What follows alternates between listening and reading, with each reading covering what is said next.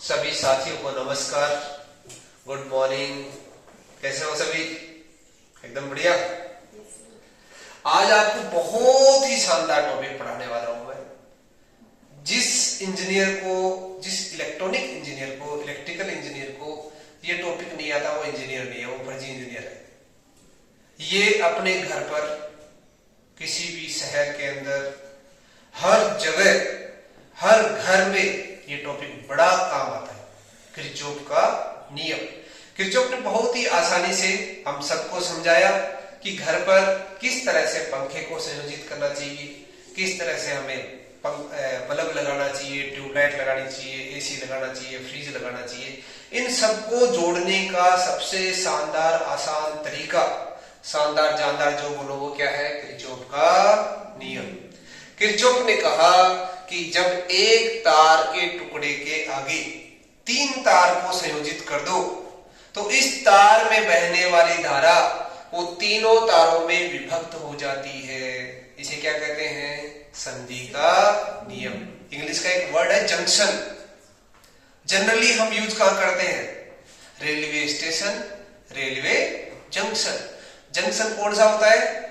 जहां पर एक से अधिक रास्ते निकलते हो, यानी ट्रेन आई गई, वो जंक्शन नहीं होता, वो स्टेशन होता है। ट्रेन आई, वो यहां से इधर भी जा सकती है, यहां से इधर भी जा सकती है, इधर से इधर भी जा सकती है, तो ये क्या होते हैं? जंक्शन होते हैं। तो ये ऐसा नहीं होता है कि डिस्ट्रिक्ट हेडक्वार्टर तो वहां जंक्शन होगा, जरूरी नहीं है। बहुत सारे डिस्ट्रिक्ट हेडक्वार्टर ऐसे हैं जहां पर ट्रेन आती है, चली जाती है, रेलवे स्टेशन है। जबकि बहुत सारे गांव ऐसे हैं जहां पर जंक्शन है ना? तो आप ऐसे बहुत सारे उदाहरण देख सकते हो। दूसरा जो नियम है जिसे कहते हैं लूप नियम, वोल्टा का नियम। वोल्टा का नियम हमें क्या सिखलाता है? वोल्टा का नियम हमें सिखलाता है कि कोई भी एक बंद लूप क्या होता है? एक घेरा, तार का एक घेरा। तार का घेरा मतलब वो स्विच से चला, एक पंखे के पास गया, वापस मुड़कर उसी स्विच पे जाना चाहिए, तब वो घेरा पूरा होता है। तो अब ये जो तार का घेरा है, इस तार के घेरे के लिए किरचॉफ सर हमको क्या समझाते हैं? वो कहते हैं कि इस तार के घेरे में जितना भी वोल्टेज के सोर्स आएंगे, जितने भी बैटरी या सेल या वोल्टा का जो स्रोत है, प्रत्यावर्ती वाला तो प्रत्यावर्ती वाला, तो वो जो वोल्टा है वो किसकी तुल्य होती है?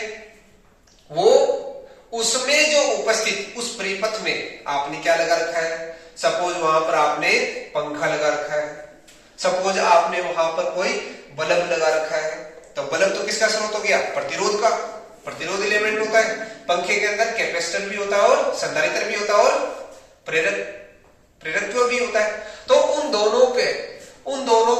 इन तीनों पर यदि परिपथ में 2 प्रतिरोध जुड़े हैं तो ये दोनों प्रतिरोध कितना वोल्टता खाते हैं, कितना वोल्टेज ड्रॉप यहां पर होता है, कितना विभव पतन होता है, वो विभव पतन इसके वोल्टता स्रोत से प्राप्त वोल्टता के तुल्य होती है। तो दूसरा भी नियम बहुत आसान सा है, परंतु बहुत ज्यादा काम आता है। आप घर पे प्रयोग करके दोहरा सकते हो। इसलिए तो हम कहते हैं कि जो घर पे जो जितने भी अपने पंखा है, मतलब ये कौन से क्रम में जुड़े होते हैं? समांतर क्रम में। यदि श्रेणी क्रम में जोड़ देंगे तो लूप नियम के हिसाब से सबसे पहले वाले को ज्यादा वोल्टता मिल गई, आगे वाले को और कम, और आगे वाले को और कम, लास्ट में तो बल्ब ही नहीं जलेगा, है ना? तो जो इलेक्ट्रिशियन होता है, जो मिस्त्री होता है ना, वो मिस्त्री क्या करता है? कई बार आपने नोटिस किया होगा उसके पास मल्टीमीटर नहीं है, परंतु वो चेक करने का उसके पास वो 10 रुपए का बल्ब है, उससे चेक कर देगा, उससे हाथ भी लगा देगा, करंट नहीं आता है। क्यों? क्योंकि उसको श्रेणी क्रम में जोड़ता है। श्रेणी क्रम में जोड़ने से क्या होगा? वोल्टता विभक्त हो जाती है। पहले वाला बल्ब ज्यादा वोल्टता खा जाएगा, आगे वाले को मिलेगा नहीं। आगे सपोज हमने हाथ लगाया, अपने पास वोल्टेज आएगी नहीं, करंट बहुत कम आएगी, है ना?